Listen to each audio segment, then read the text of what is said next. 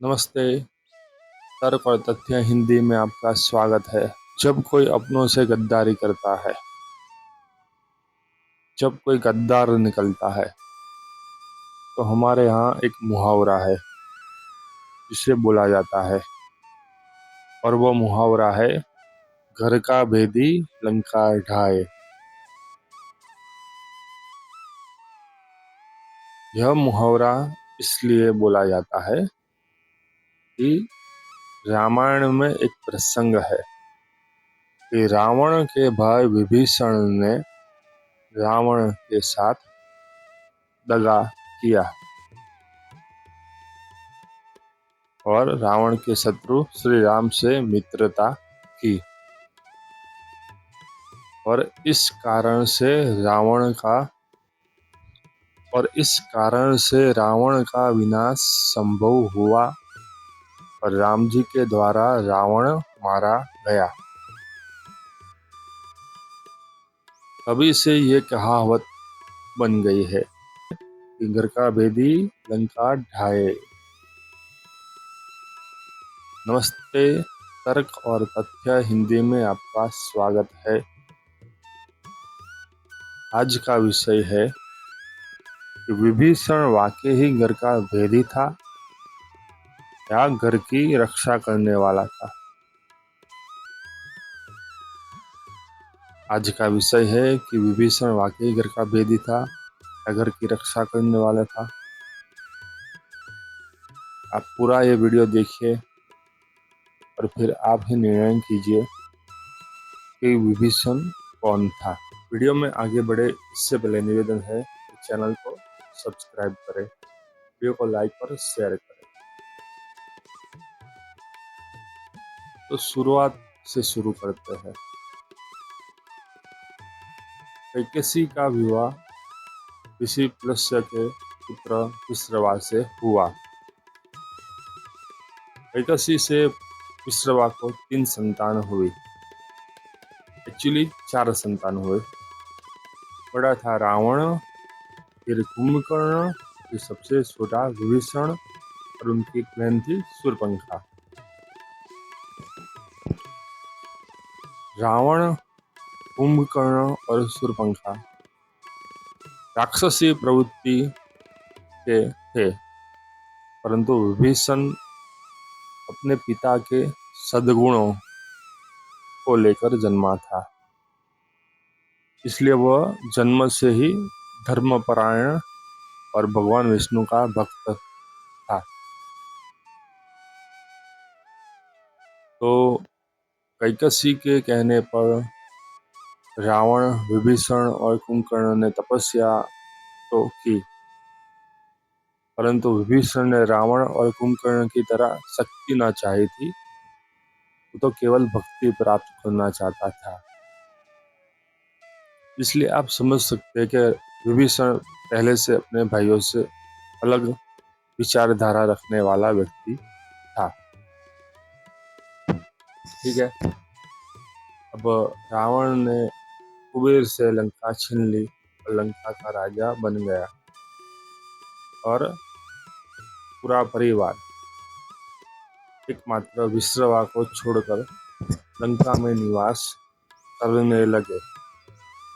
वहां से रावण ने संसार पर अत्याचार करना शुरू किया। विभीषण हर बार रावण को समझाता था, परंतु कुछ बात बनती नहीं थी। फिर देवताओं के कहने पर भगवान विष्णु ने रावण को समाप्त करने के लिए राम रूप में जन्म लिया। जब राम जी का जन्म हुआ तो नारद जी के द्वारा रावण को ये सूचना मिल गई थी कि नारायण ने उसे मारने के लिए जन्म लिया है, परंतु अपने अहंकार में चूर होकर रावण अधर्म पर अधर्म करता रहा। जब राम जी वन में थे तब रावण ने सीता जी का हरण किया।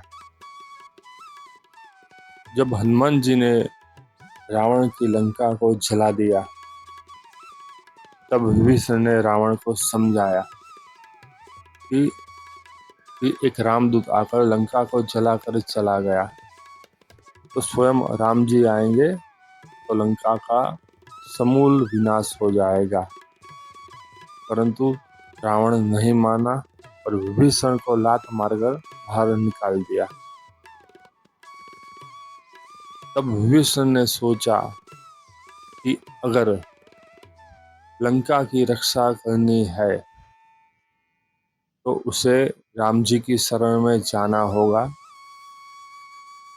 और राम जी से ये प्रार्थना करनी होगी कि वह रावण का विनाश तो करे, परंतु लंका की जो निर्दोष प्रजा है उसका रक्षण भी करे।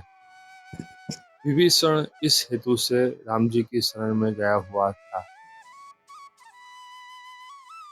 तो आप देखिए विभीषण की मनोदशा, एक तरफ भाई है, परिवार है, और एक तरफ पूरा राष्ट्र है, लंका की प्रजा है।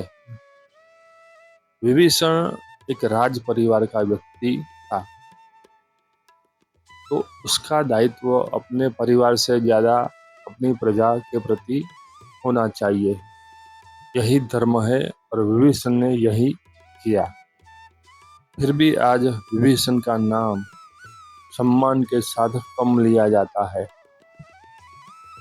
उसे घर का भेदी, गद्दार बता दिया जाता है। ऐसा क्यों होता है?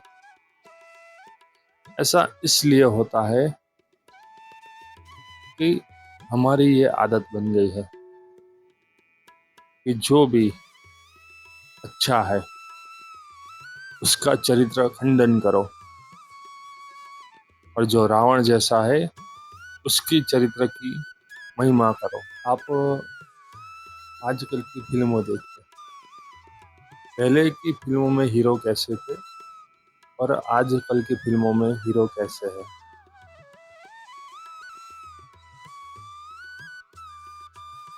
आप वो देखिए केजीएफ का हीरो कैसा है, या पुष्पा फिल्म का हीरो।